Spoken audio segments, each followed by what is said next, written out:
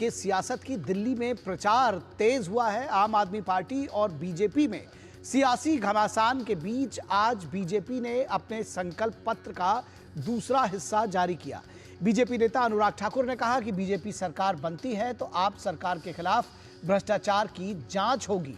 BJP ने अपने संकल्प पत्र में ऐलान किया है कि दिल्ली में जरूरतमंदों को केजी से पीजी तक मुफ्त शिक्षा दी जाएगी।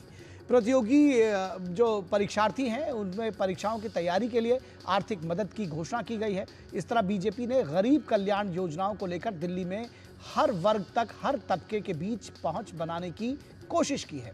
वहीं अरविंद केजरीवाल का दावा है कि बीजेपी आएगी तो फ्रीबी योजनाएं बंद कर देगी। 12 साल के अपने शासन में आम आदमी पार्टी फ्रीबी को ही सबसे बड़ा जीत का आधार मानती रही है। वैसे तीनों प्रमुख दल बीजेपी, कांग्रेस और आम आदमी पार्टी ने दिल्ली में लोक लुभावन वादों की झड़ी लगा दी है। फ्रीबी योजनाओं के जरिए वोटरों को साधने की भरपूर कोशिश की जा रही है। दिल्ली में पिछले वर्षों में कांग्रेस की जगह आप ने ली है और मुकाबला सीधे बीजेपी से करती हुई दिखी है, लेकिन इस बार कांग्रेस पार्टी मुकाबले को त्रिकोणीय बनाने जा रही है। त्रिकोणीय दिखाई पड़ रहा है ये सारा दिल्ली का संग्राम।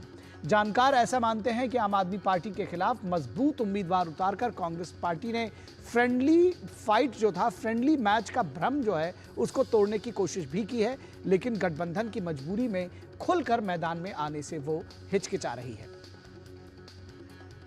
और बीजेपी के वरिष्ठ नेता अनुराग ठाकुर का कहना है कि बीजेपी अगर सत्ता में आती है तो आम आदमी पार्टी के भ्रष्टाचार के खुलासे के लिए एसआईटी जांच कराई जाएगी।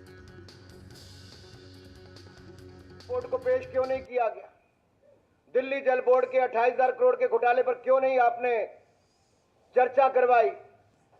मोहल्ला क्लिनिक के आपके 65,000 फर्जी लैब टेस्ट हुए, आपने उस पर चर्चा क्यों नहीं करवाई? कोविड महामारी के दौरान आपने शीश महल घोटाला किया, अपने घर का निर्माण किया, इन घोटालों पर चर्चा क्यों नहीं हुई? भारतीय जनता पार्टी की सरकार बनेगी,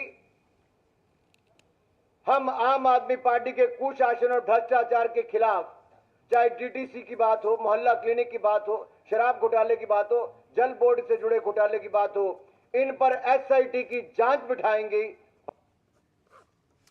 और आम आदमी पार्टी के संयोजक अरविंद केजरीवाल ने भाजपा के संकल्प पत्र पर हमला बोलते हुए कहा कि भाजपा सत्ता में आने पर मुफ्त शिक्षा को बंद कर देगी।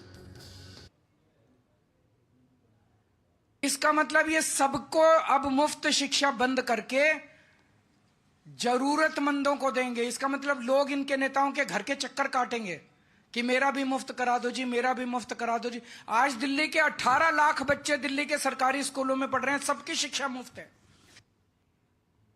राइट टू एजुकेशन के तहत कक्षा 8 तक सबकी शिक्षा जो एप्लीकेबल है वो मुफ्त है। एनीवेज, कांग्रेस नेता प्रमोद तिवारी ने भाजपा और आम आदमी पार्टी दोनों को आड़े हाथों लिया और कहा कि दोनों ने विकास के लिए कुछ नहीं किया है।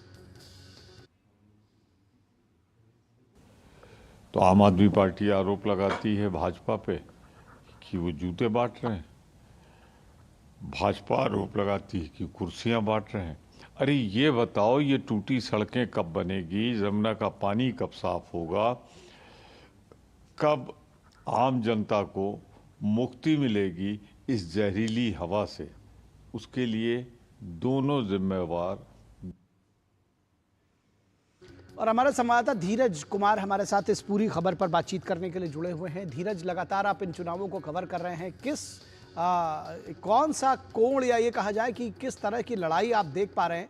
वादे दावे लगातार की जा रही है, फ्री बीज की बाढ़ है, एक दूसरे के फ्री बीज को गलत बताया जा रहा है, ठहराने की कोशिश की जा रही है कि हमारा वाला फ्री बीज ज्यादा अच्छा है।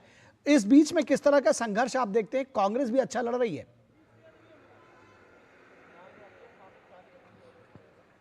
बिल्कुल, एक के बाद एक जो घोषणाएं सभी राजनीतिक दल दिल्ली विधानसभा के चुनाव में कर रहे हैं, और हम देख रहे हैं कि जिस तरीके से जो एक तरीके से हम कह सकते हैं कि घोषणाओं की बाढ़ दिल्ली विधानसभा चुनाव में देखने को मिल रही है।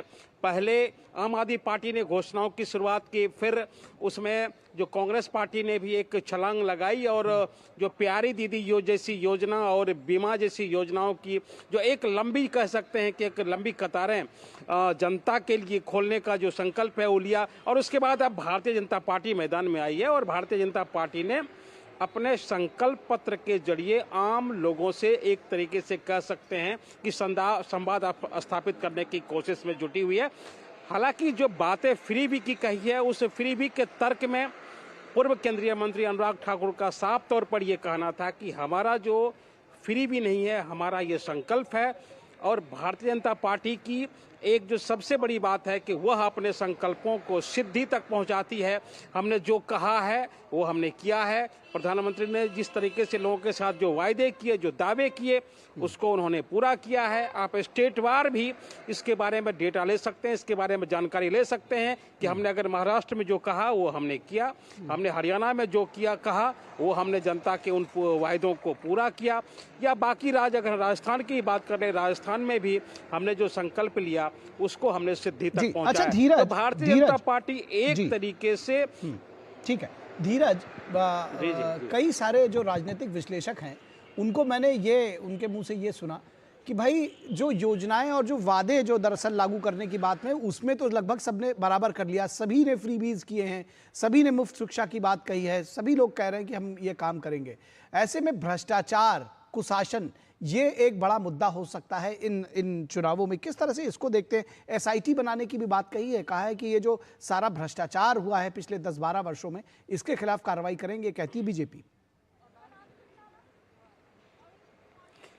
देखिए, अगर भ्रष्टाचार का जो मुद्दा है वो दिल्ली विधानसभा चुनाव में जो सबसे अहम मुद्दा है, और उस मुद्दे के साथ भारतीय जनता पार्टी इस चुनाव में जनता के बीच में जाना चाहती है और उसी को मुद्दा बनाकर वो जा भी रही है।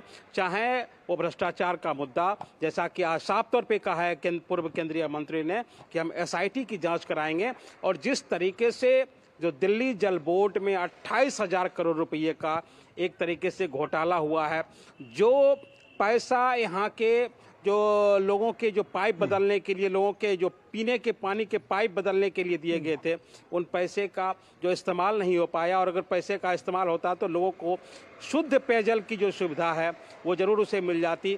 उन्होंने शिक्षा पर भी हमला किया कि आपने पाठशाला बनाने के नाम पे जिस तरीके से करप्शन किया, हम उसकी भी जांच कराएंगे। और आपने जिस तरीके से जो शराब घोटाले में जो एक तरीके से जिसमें कि आपके मुख्यमंत्री जेल गए, आपके उप मुख्यमंत्री जेल गए, आपके 15 जो हैं वो विधायक जेल में गए, एक बार फिर जो भ्रष्टाचार के जरिए आम आदमी पार्टी को भारतीय जनता पार्टी घेरने की कोशिश कर रहे हैं। और उसमें जो सबसे महत्वपूर्ण है वो कैग की रिपोर्ट है, और बीजेपी का साफ तौर पर यह कहना है कि आपने कैग की रिपोर्ट का भी जवाब नहीं दिया है, जिसमें कि भ्रष्टाचार की जो बहुत सारी बातें कही गई है। एक इशू और भी है धीरज, हमारे पास समय नहीं है, वो है कि जो आराध्य देव हैं सनातनियों के, हिंदू धर्म के, उस पर उलूल जुलूल की कहानियां सुनाना, और उस पर भी अब अरविंद केजरीवाल घिरते हुए नजर आ रहे हैं। जनता इन तमाम चीज़ों को देख रही है। आने वाले बुलेटिन्स में हम एक बार फिर आपसे उन सब पर भी बात करेंगे। फिलहाल बहुत शुक्रिया इस तमाम बातचीत और जानकारी के लिए। तो इस वक्त में बस इतना ही, इजाजत दीजिए, नमस्कार।